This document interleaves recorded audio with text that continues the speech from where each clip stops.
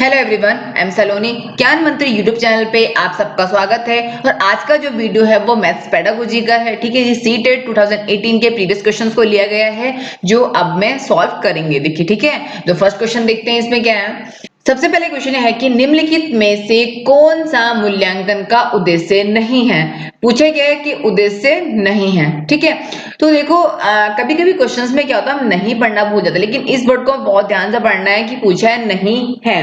देखो, first day क्या है कि ऑप्शन 1 है छात्रों के विकास की निगरानी रखना। ऑप्शन 2 है निर्देशक निर्णय लेना। ऑप्शन 3 है पाठ्यक्रम की प्रभावशीलता का मूल्यांकन करना। ऑप्शन 4 है प्रदर्शन के आधार पर बच्चों की रैंकिंग करना। ठीक है, तो देखो क्वेश्चन में क्या पूछा है, उद्देश्य नहीं है। अब मूल्यांकन का मतलब क्या होता है कि जैसे बच्चे ने जो भी 1 वीक में सीखा हो, तो बच्चे का टेस्ट लेके, बच्चे का ओरली टेस्ट लेके उस चीज का आकलन करना। ठीक है, वही क्या होता है, मूल्यांकन होता है। बच्चे के बारे में एनालिसिस करना कि बच्चा कितना सीख रहा है और कैसे सीख रहा है। ठीक है, तो देखो पूछे क्या उद्देश्य। अब अगर हम छात्र के विकास में निगरानी नहीं करेंगे तो कैसे बच्चा आगे बढ़ेगा, तो ये ऑप्शन तो उसका होगा नहीं। ठीक है, इसका मतलब अगर नहीं होता तो ऑप्शन ठीक था। पूछा क्या है कि नहीं, निर्देशक निर्णय लेना। अगर बच्चा नहीं सीख रहा है कुछ चीज तो उसमें हमें निर्णय लेना होगा, अपने मेथड को चेंज करना पड़ेगा। ठीक है, तो ये भी ऑप्शन हमारा नहीं होगा।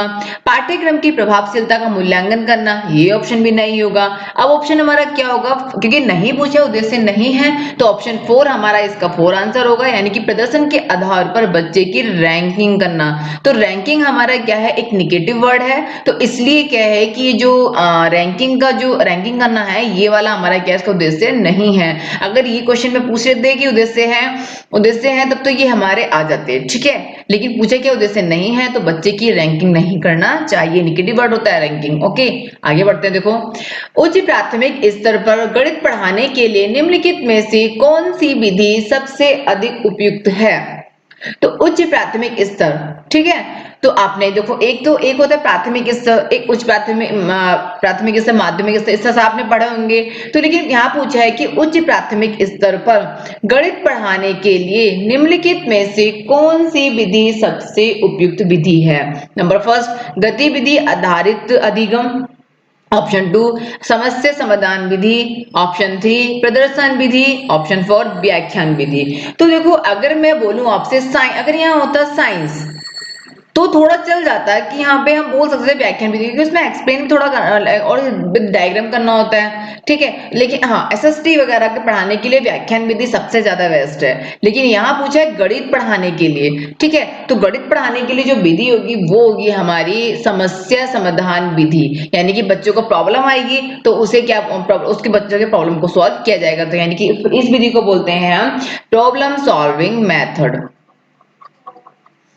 प्रॉब्लम सॉल्विंग मेथड, ठीक है, यानी कि बच्चे के लिए प्रॉब्लम सॉल्विंग मेथड सबसे अच्छी विधि है। ये उच्च प्राथमिक स्तर पर, उच्च प्राथमिक स्तर पर होगी, लेकिन निम्न प्राथमिक स्तर पर ये जो होगी ये विधि नहीं होगी।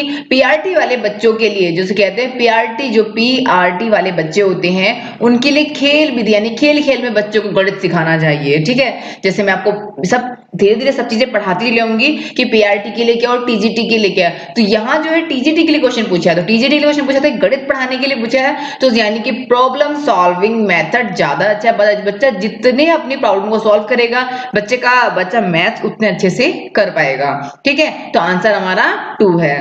ठीक, थर्ड क्वेश्चन देखो, उच्च प्राथमिक स्तर पर गणित अधिगम के लिए निम्नलिखित में से कौन सा सबसे अधिक आवश्यक है। ठीक है, तो देखो क्या है, सबसे फर्स्ट है इसका सभी सूत्रों को याद करना। ठीक, शिक्षक बोर्ड पर जो लिखा है, शिक्षक जो भी बोर्ड पर लिखता है सही ढंग से नकल करना। एक समस्या को कई बार हल करना। किसी समस्या को हल करने के विभिन्न तरीके की खोज करना। फर्स्ट देखो इसमें क्या है कि जो ऑप्शन फर्स्ट है सभी सूत्रों को याद करना, कि याद करना मतलब बच्चों को याद या मैथ्स में रटाया जाता है, नहीं रटाते हैं ना। बच्चे को अगर मैथ्स में रटाएंगे तो उसके लर्निंग एबिलिटी तो बढ़ेगी, लेकिन उसके मैथ को जो कैचिंग पावर है, इनकी मैथ्स के क्वेश्चंस करने के तरीके वो नहीं आएंगे, और मैथ्स को कभी रटा नहीं जाता है, ठीक है। तो जो याद करना होता है हमेशा निगेटिव वर्ड होता है, और अगर जहां भी आपको याद करना मिल रहा है तो वो निगेटिव वर्ड है, और ये हमारा आंसर कभी नहीं हो सकता, ठीक है। शिक्षक बोर्ड पर जो लिखता है सही ढंग से नकल करना। क्या बच्चा अगर जो शिक्षक ये जो टीचर है बोर्ड पे लिखेगा, बच्चा सही ढंग से निकल के आया, उससे बच्चे को मैथ आ जाएगी? बिल्कुल मैथ नहीं आएगी। जब बच्चों को मैथ नहीं आएगी तो क्या होगा? बच्चा ढंग से कर ही नहीं पाएगा, बच्चा मैथ्स के अधिगम को बच्चा मैथ ढंग से सीख ही नहीं पाएगा। तो ये आंसर भी हमारा नहीं होगा। एक समस्या को कई बार हल करना, हाँ एक तरह से हो सकता है आंसर कि एक समस्या को कई बार बच्चा हल करेगा तो आंसर अपना सही अच्छा दे सकता है, ठीक है। उस चीज को वो उसके माइंड में सेट हो जाएगी कि ये हमें मतलब इस तरह से क्वेश्चंस करने हैं, ये वो कई कई तरीके मेथड यूज करेगा तो हो सकता है आंसर। लेकिन यहां हमसे पूछा है कि सबसे अधिक आवश्यक कौन सा है, मतलब किसी समस्या को हल करने के लिए विभिन्न तरीके खोजना। तो जो विभिन्न जहां पे वर्ड आ जाता है ये हमारा पॉजिटिव वर्ड होता है। कौन सा होता है? पॉजिटिव वर्ड होता है, और ये आंसर हमारा मोस्टली सही होता है, ठीक है। तो ये क्या है, हमारा फोर्थ आंसर बिल्कुल सही है, यानी कि किसी कोई भी बच्चे की प्रॉब्लम है तो उसको विभिन्न तरीके से अगर बच्चा सॉल्व करेगा तो मैथ्स की अच्छी पकड़ बना पाएगा, ठीक है। तो ये है इसका जो आंसर, करेक्ट आंसर इसका क्या है? 4। ओके, आगे बढ़ते हैं। देखो, उच्च प्राथमिक स्तर पर गणित की कक्षा में उपयोग होने वाली पूछताछ की रणनीति, ठीक है। अब नंबर जो फर्स्ट ऑप्शन है, बच्चे के बीच तनाव पैदा कर सकती है और उन्हें शिक्षक के आधार को स्वीकार करने के लिए मजबूर कर सकती है। बच्चों को उनके विचार यह समझ व्यक्त करने और आलोचनात्मक रूप से सोचने में मदद करती है।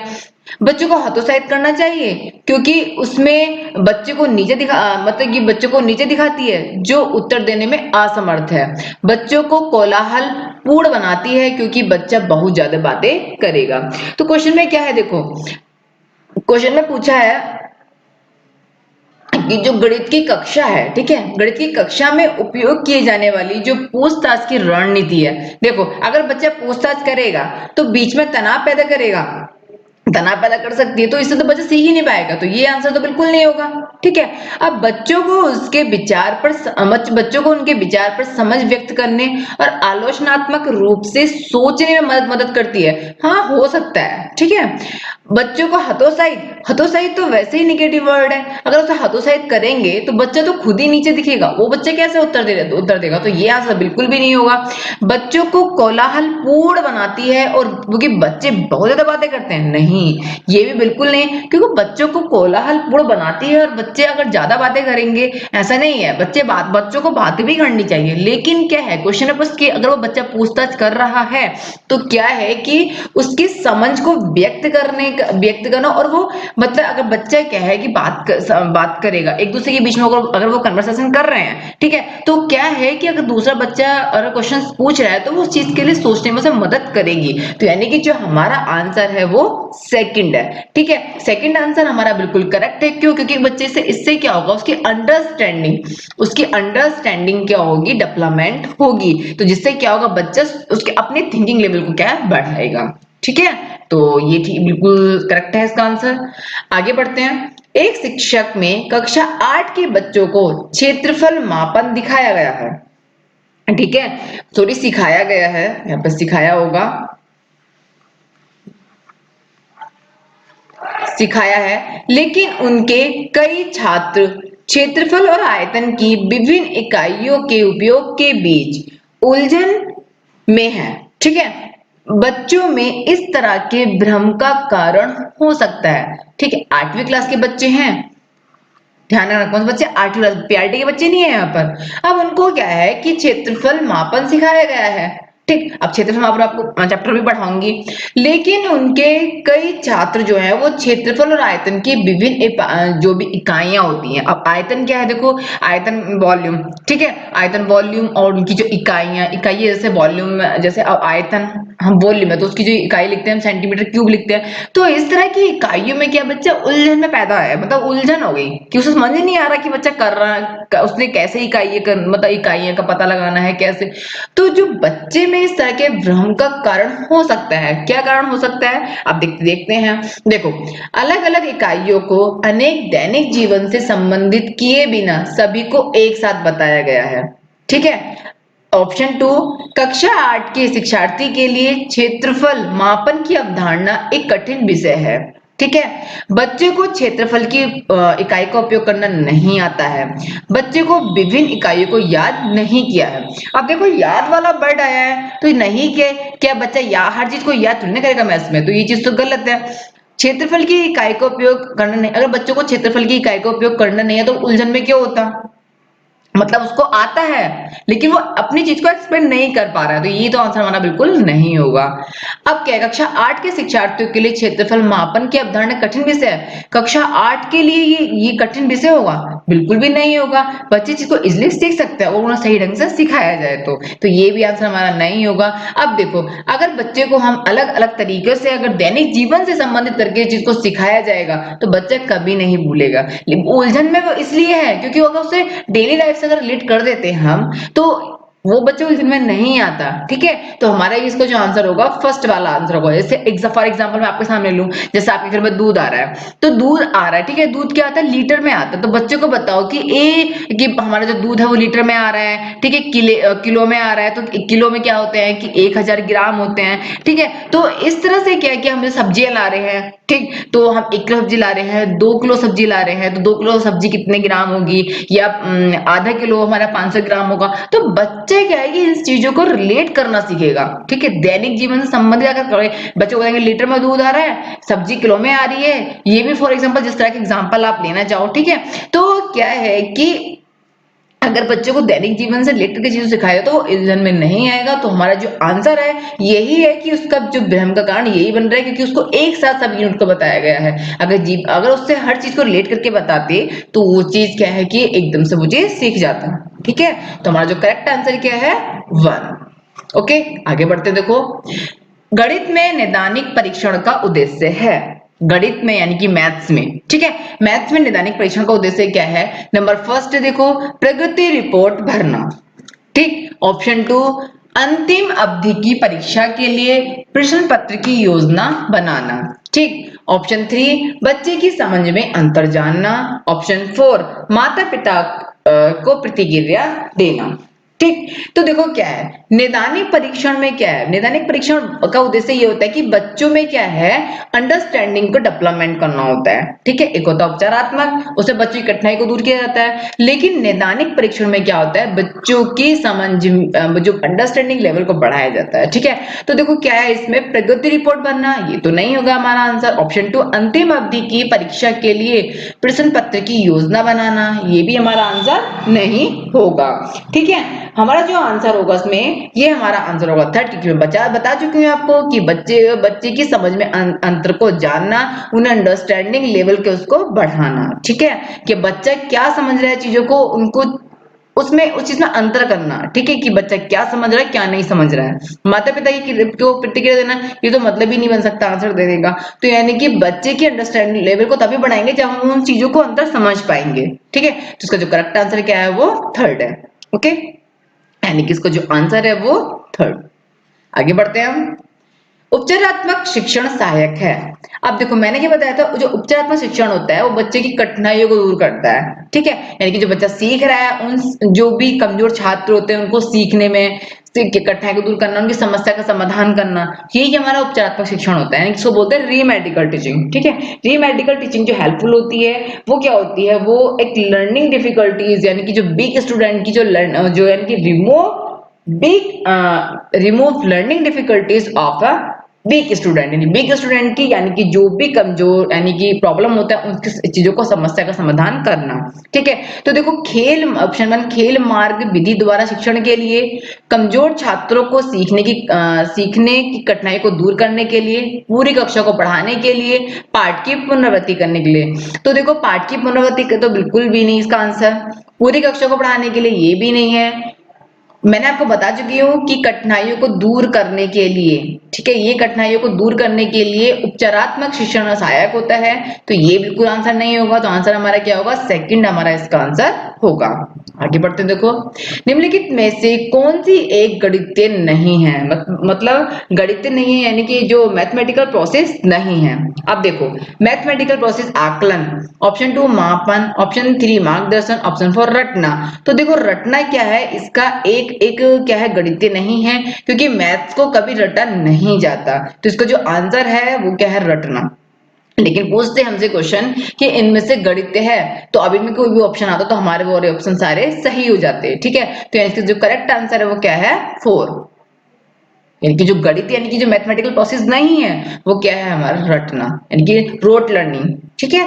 आगे बढ़ते हैं, देखो आकार पढ़ाते समय एक शिक्षक ऐतिहासिक स्थानों की यात्रा की योजना बना सकता है, ठीक है। क्यों बना सकता है, क्योंकि अवकाश समय प्रदान करने की आवश्यकता है, क्योंकि अधिकांश पाठ्यक्रम समय पर पूरा हो चुका है, यह संचार कौशल में सुधार करने का अवसर होगा।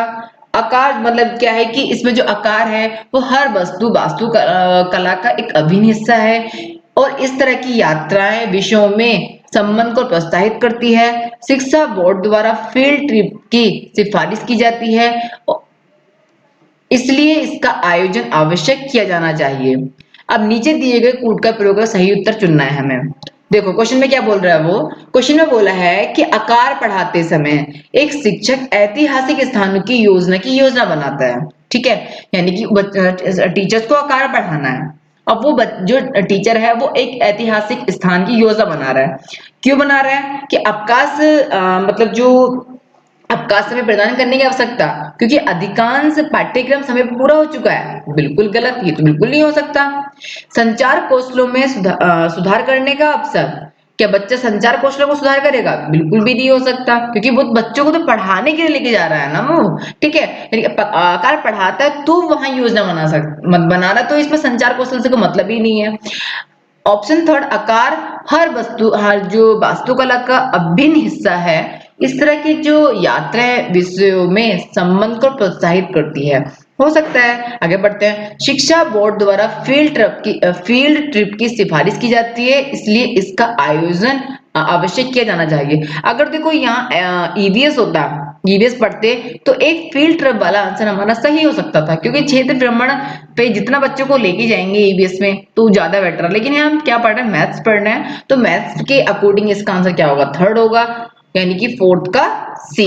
यानी कि ऑप्शन ये तो देखो, ये अब 1 और 2 ऑप्शन की ए बी ऑप्शन देखो 20 में आ रहा है गलत, 20 में आ रहा है गलत, 20 में आ रहा है गलत, तो यानी कि ऑप्शन क्या हमारा सी, ऑप्शन सी इसमें क्या है, बिल्कुल करेक्ट है। ओके,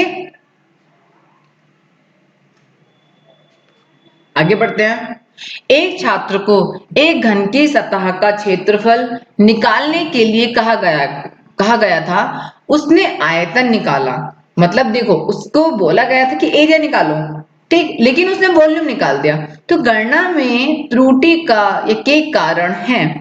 छात्र क्या है, छात्र कक्षा को ऊब पाता है, जो छात्र है यानी कि जो स्टूडेंट है वो कक्षा में ऊब पाता है क्योंकि उसे गणित की कक्षा पसंद नहीं है। ऑप्शन 2, छात्र उस कक्षा में अध्ययन करने के लिए उपयुक्त नहीं है। ऑप्शन 3, छात्र सतह का क्षेत्रफल आयतन की अवधारणा को समझने में सक्षम नहीं है। ऑप्शन 4, छात्र सतह का क्षेत्रफल और आयतन की अवधारणा को समझ गया है। देखो ऑप्शन नंबर 1 क्या है, देखो छात्र कक्षा को ऊब पाता है क्योंकि गणित की कक्षा उसे पसंद नहीं है, तो ये तो इसका आंसर नहीं होगा। क्यों, अगर उसे पसंद नहीं होती तो क्या वो आयतन निकालता, तो बिल्कुल भी इसका आंसर नहीं होगा। चीजों को पहले क्या है, जो भी हमें आंसर देना होता है ना, तो उससे हम पहले ऑप्शन को एलिमिनेट करना सीखो, ठीक है, तो उससे कभी भी आंसर गलत नहीं होगा। जो है छात्र जो है कक्षा को ऊब पाता है क्योंकि उसे गणित की कक्षा पसंद नहीं है। अगर उसे पसंद नहीं होती तो क्या वो आयतन निकालता, बिल्कुल ही निकालता ना। दैट मींस का फर्स्ट वाला ऑप्शन तो गलत है, यानी कि देखो इसमें ए है, ऑप्शन ए ये तो बिल्कुल हमारा गलत हो गया।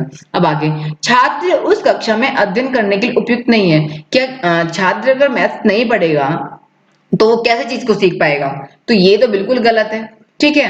हर बच्चे को मैथ्स पढ़ने का अधिकार है, हर बच्चे को हर विषय को पढ़ने का अधिकार है। तो ये तो ऐसा है ही नहीं कि उपयुक्त नहीं है, बिल्कुल भी तो गलत है बिल्कुल। यानी कि ऑप्शन बी किसमें है, ऑप्शन बी इसमें, और ये दोनों कट गए। ठीक है, अब क्या है देखो, छात्र सतह का क्षेत्रफल और आयतन की अवधारणा को समझने में सक्षम नहीं है।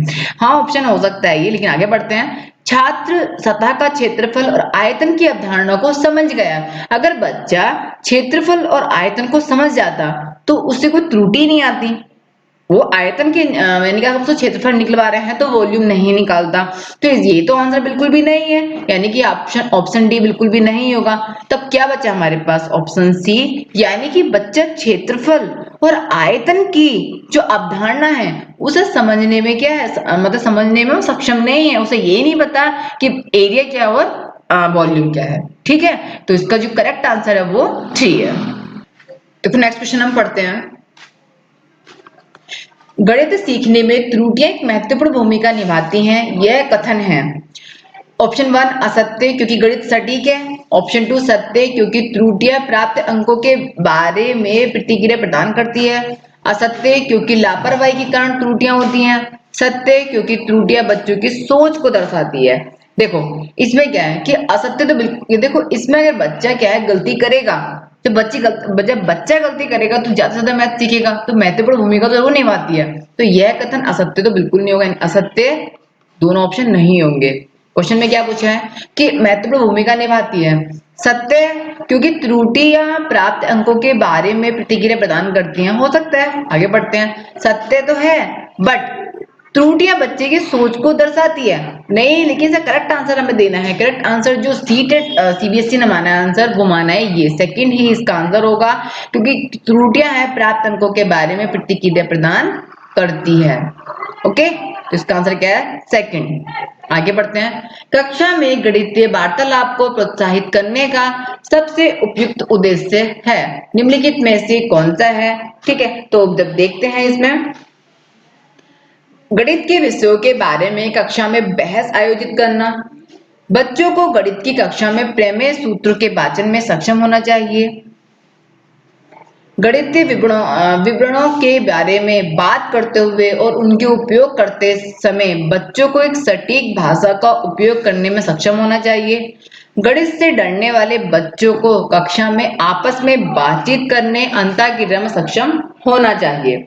ठीक है, देखो उसका आंसर क्या है, गणित में जो कक्षा में जो गणितीय वार्तालाप को प्रोत्साहित करने का सबसे उपयुक्त जो उद्देश्य है वो क्या है। देखो इसमें क्या है कि ऑप्शन 1 मैंने आपको बताया कि विषयों के बारे में कक्षा में बहस, तो बहस तो बिल्कुल ही आंसर नहीं होगा। बच्चों को गणित की कक्षा में प्रमेय सूत्रों के वाचन में सक्षम होना चाहिए। क्या प्रमेय और सूत्रों से बच्चा सीख जाएगा, गलत। गणितीय विवरणों के बारे में बात करते हुए उनका उपयोग करते समय बच्चों को सटीक भाषा का उपयोग करने में सक्षम होना चाहिए। ठीक, ये हो सकता है। गणित में डरने वाले जो कक्षा में आपस में बातचीत करने में उनमें सक्षम होना चाहिए। क्वेश्चन ये पूछा है कि गणितीय वार्तालाप को प्रोत्साहित करने का सबसे उपयुक्त उद्देश्य क्या है, कि ये गणित विवरणों के बारे में उनका उपयोग करते समय सटीक भाषा का उपयोग करने में सक्षम होना चाहिए। तो इसका आंसर 3 क्या है, करेक्ट है। अब आगे, thanks for watching this video को लाइक करें, शेयर करें और अपने दोस्तों को शेयर करना ना भूलें। और कोई भी आपका डाउट है तो आप इस नंबर पे आपका अपना व्हाट्सएप पे अपने क्वेश्चंस को भेज सकते हैं, अदरवाइज आप कमेंट बॉक्स में भी अपनी प्रॉब्लम को लिख सकते हैं। Thank you.